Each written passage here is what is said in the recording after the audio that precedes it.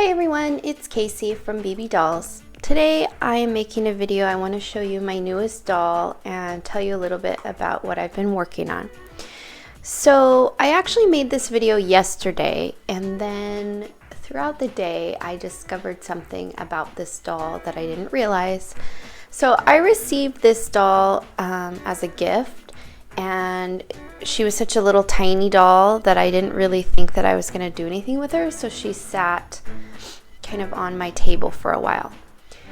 Well, then I heard a lot of people talking about wanting a supplier of Petite Blythe eye chips, and so assuming in my head that she was a Petite Blythe, I decided to customize her and work on eye chips for this size doll so that I could offer them. So I was going along doing that and received the supplies to make the eye chips and started making them. They're teeny tiny. Here's some others that I made, and let me show you the originals. The originals looked like this. You can see some of the paint came off inside of the eye. So everything seemed to be going well, and I continued to believe I was working on a Petite Blythe. So what I realized is this is not a Petite Blythe, it's a mini Pullip doll. And I guess I should have known that because the face does look a lot more like a Pullip doll and less like a Blythe doll. So the situation now is I am not positive if this size eye fits in the Petite Blythe doll. So the way these eyes work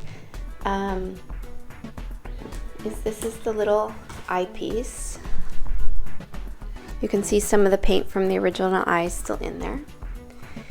And as most of you know, with a Blythe doll, there's a couple types of Blythe dolls. So there's the Neo Blythe, and they have the 4 rotating eyes where you pull a string and the eyes change.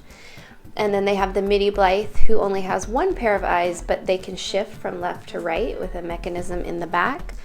And then the Petite Blythe. And so I'm not positive now how the eyes work on a Petite Blythe, if they're similar to this Pullip doll or not.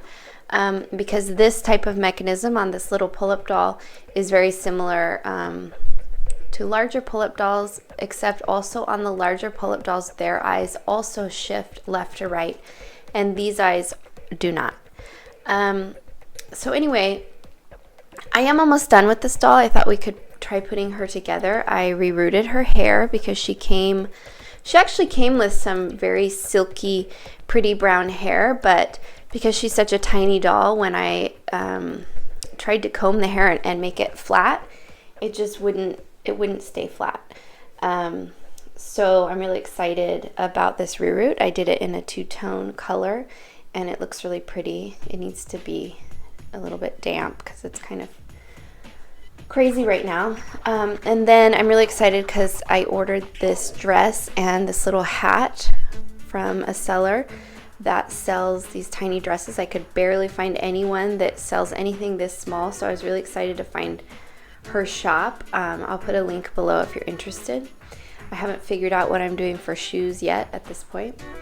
And the other issue going on is so I have made the eye chips for this little Pullip doll, but for some reason the eye chips are getting a little bit cloudy. I don't know if it's because of the really small size that the paper's not sticking as well to the resin, or what is going on. So I'm probably going to have to do some practicing before I'm going to offer this size chip in my shop, because I don't like to offer a product that I don't think is the best it can be.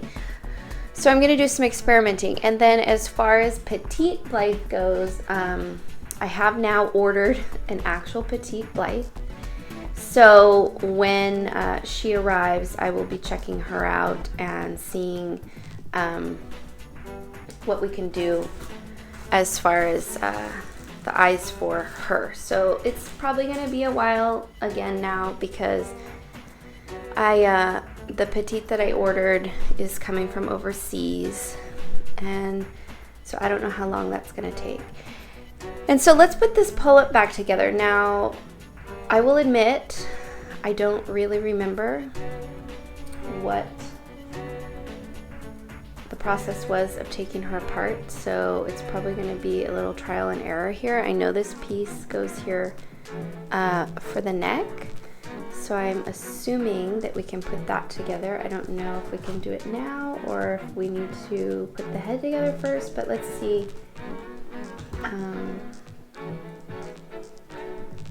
The screws are in there. Okay, so I think the screws go into...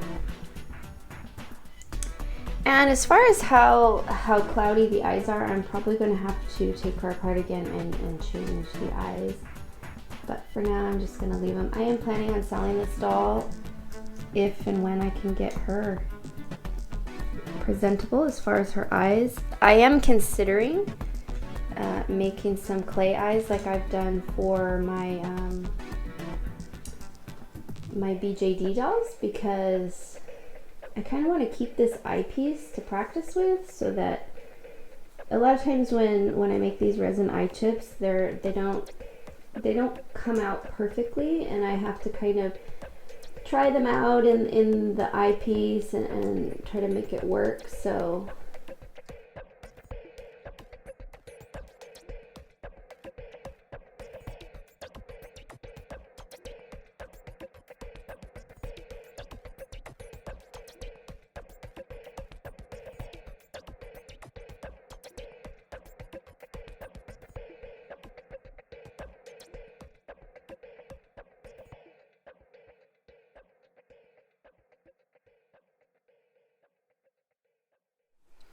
I'm very excited about this doll, though. I do really think she's super, super cute.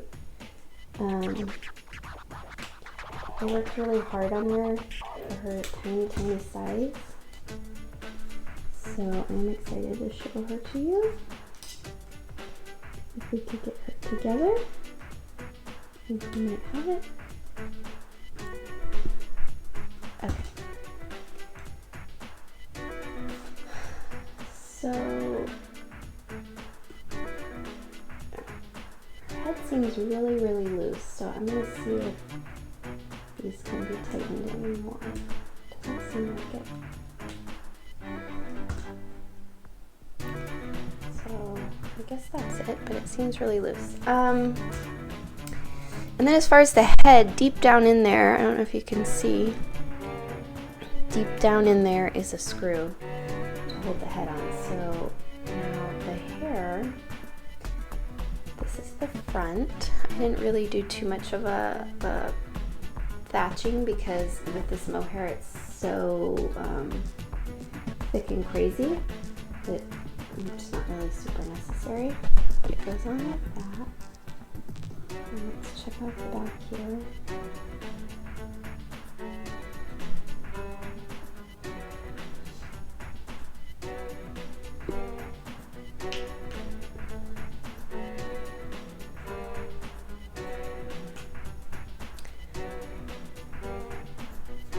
That. Now we should be able to, now this screwdriver is too big for that little tiny screw in there. I don't know exactly how I got in there. So let's just leave it for now, because I think it's pretty snapped on.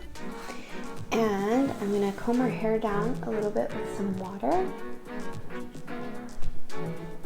just so it's not totally all over the place.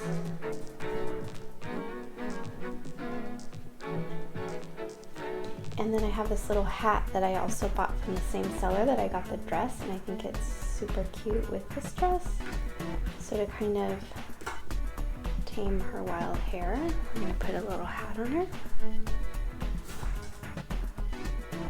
And then I'm probably going to want to do some kind of eyelashes, just because I feel like these eyes are very wide open. With these dolls, the smaller dolls that don't have eyelids, to me they always look surprised, and I don't really like that look. But eyelashes usually help. So here she is for the most part. I'm gonna have to figure out how to get that screw tightened in the back of her head just so nothing falls off. But she's real wobbly as far as her head, which is kind of cool. I don't know how easy it will be to pose. I don't know if maybe putting a rubber band or something in there might keep it from being so floppy, but it's kind of cute. The other thing about the body is it comes with a painted on yellow like underwear suit, and I did try to get most of it off with some paint remover, but there's still kind of a yellow tinge on her thighs, so I don't know if I'm going to work on that more or just make a note of it. I'd like to find her some tiny underwear because I like my dolls to have underwear. I don't like them to be naked under their dresses, so I don't know. I'm going to have to see if I can find someone that sells it. And then some shoes also, because she has teeny tiny feet, so we'll see what we can find. And anyways, so as I said, this is a mini tiny Pullip doll. She's not a Blythe doll, she's a Pullip doll. She will be available in my shop soon as I figure out the eye situation. And I will, as I've said, be offering eyes for these little dolls as well as the Petite Blythe doll eyes just as soon as possible, as soon as I actually receive a petite or find out if the eyes are the same size. I have a friend I'm going to ask because she does a lot of petites, and see if she can let me know if they're the same size. So anyway, I hope you enjoyed seeing her. I hope you enjoyed this video, and as always, please subscribe, and thank you for watching.